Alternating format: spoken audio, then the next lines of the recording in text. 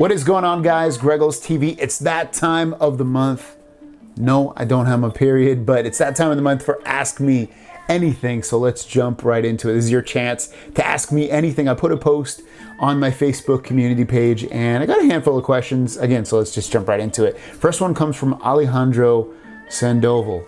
Do you think that Apple will add a differentiating features to stand out from competitors, or will they just copy features that are already around? If so, what would be your best inference on what those new features will be? So basically, do I think Apple will add things about their phones that other manufacturers do not have?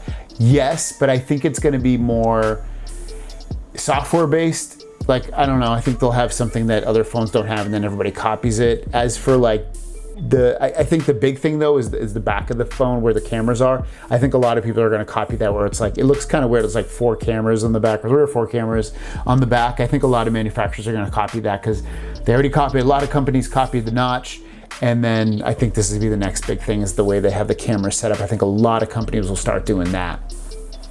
Next comes from Andrew Nelson. What is the hottest chili you have ever ate? I don't eat chili, so the reason being is I hate spicy food. Spicy food is probably the number one thing. Well, maybe seafood. So I don't eat any seafood. I hate seafood, and then dark meat poultry. Like, I won't eat dark meat chicken or dark meat turkey.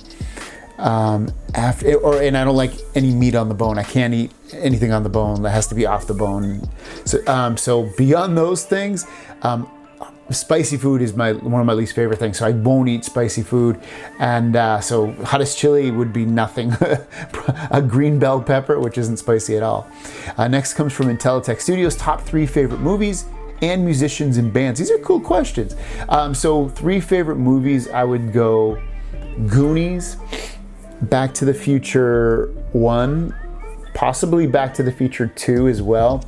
If you count the 2 Back to the Future as one movie, then I'd probably throw in like the first Harry Potter. I like that movie a lot.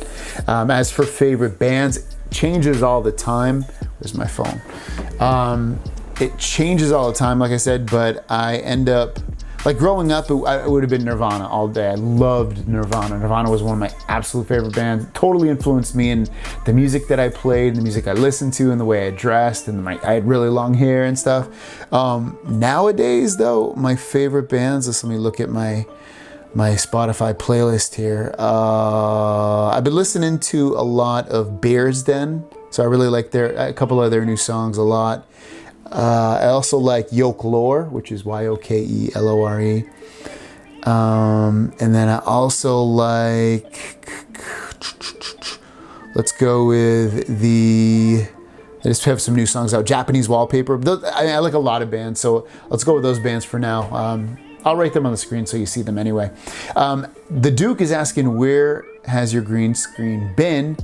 And 2, where has Rose from its Rose been? So green screen, I still have it. It's actually right down here. Sometimes I get lazy. I don't feel like using it, to be honest with you. So I'm like, I just start the camera up, and that's it. So it will come back. I'm just honestly more lazy than anything, because I do videos all the time. So, and plus it's just something different for me to do it. To do the same thing over and over and over and over and over, it gets a little bit boring. So that's why I haven't really been using it. As for Rose, to be honest with you, she told me some stuff in confidence that I don't know if it's fully out there yet. It's nothing bad. It's all good stuff. So I don't know, but it's nothing bad. Rose, if you don't know her, she's if you search It's Rose, she reviews smart products. But like I said, it's nothing bad of if she's having some time away. It's all good stuff. So I'll leave it at that, because I know she asked me, told me some stuff in confidence. Next up, then the Duke. What was the last movie that made you cry?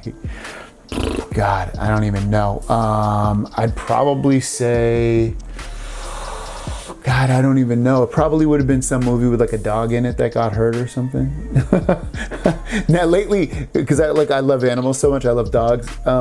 If it wasn't, I can't think of a specific movie. If it wasn't that, then it would have been something about like maybe a kid getting hurt. Because now that I have a kid, I have like this whole new more emotions towards like other kids in terms of like feeling sad for them, more empathy and sympathy and stuff. So I'd probably say something like that. Again, a specific movie I can't think of, but that would be the situation of when I might have cried. Mr. D's Products got a bunch of questions in here. He said, in the early 70s, I remember watching with my father, Andre the Giant, wrestle a bunch of guys live from Times Square. That really stuck in my memory. He's asking me, what was the first wrestling match that you remember, and when was it, and who was wrestling? It would have been Hulk Hogan for sure. I don't remember a specific match, like maybe like him against Andre the Giant. Actually, more him against King Kong Bundy. That would have been like one of my first ones. I also vividly remember Ricky the Dragon Steamboat versus Randy Savage. So like WrestleMania 2 would be like the very first wrestling memories I really remember having. And I used to watch those over and over and over. Mr. D again, 10 years ago, cell phones hardly had very much onboard storage. Today they have 1 terabyte. Do you think that there would be the day that the amount of onboard storage will stop increasing?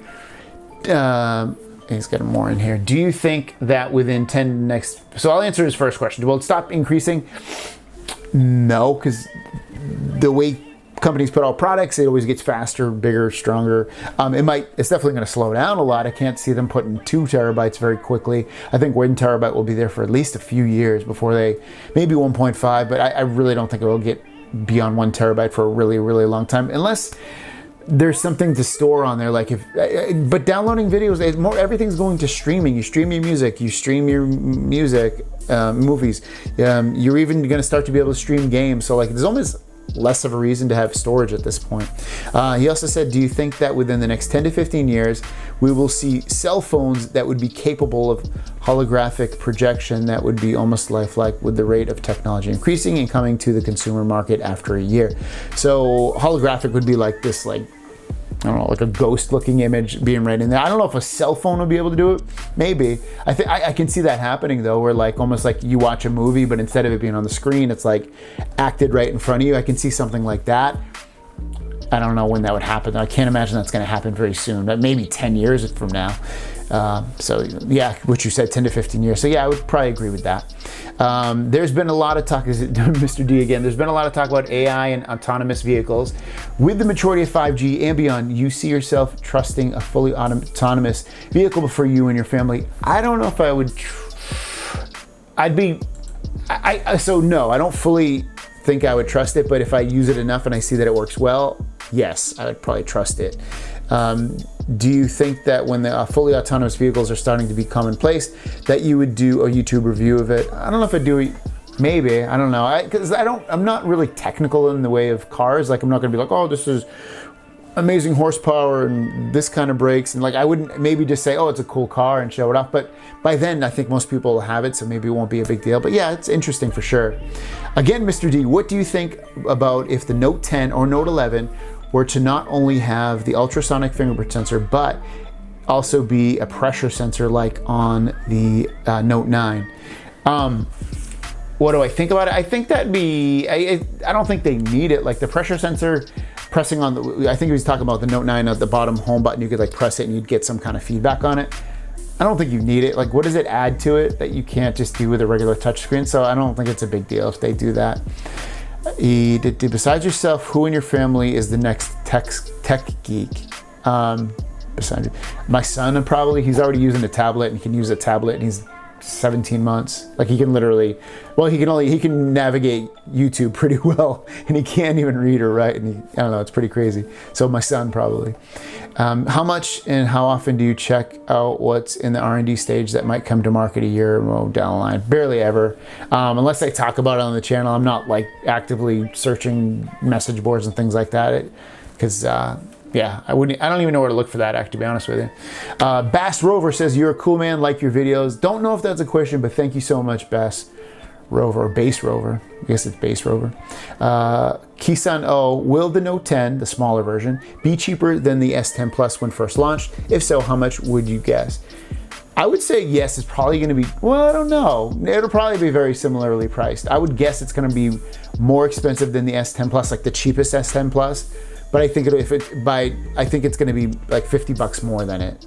Did I say cheaper? I meant $50 more than the S10 Plus. The Note 10 will be $50 more than the S10 Plus, most likely. It has to, I would assume, because the Note 10's a premium. Not that the S10 Plus isn't a premium line, but the Note 10 I think is just slightly more premium, so I think they have to price it that way.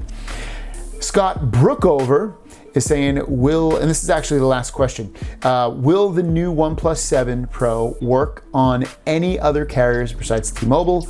Where I live in Jackson, Michigan, T-Mobile service is terrible, Scott. It should work on basically every carrier except for Sprint. It should definitely work on, it'll definitely work on AT&T and T-Mobile, obviously. And then the unlocked version should also work on Verizon. It worked on the OnePlus 6T, I think it was, worked on Verizon fully. So it should be the same. I don't see why it would be any different. So yeah, pick it up if you need to. And obviously if you don't like it, you can just return it and get your full refund on it. But that is my questions, guys. Thanks so much for hanging out. And I try to do this about once a month. So check the community page if you have questions. I'll usually put that little thing up. Maybe I'll do it early in the month. That way I get more questions. I don't know, whatever. Anyways, guys, thanks for hanging out. If you watched this whole video, give me an emoji so I know what you watched. Thanks for watching. See you down the road. Peace!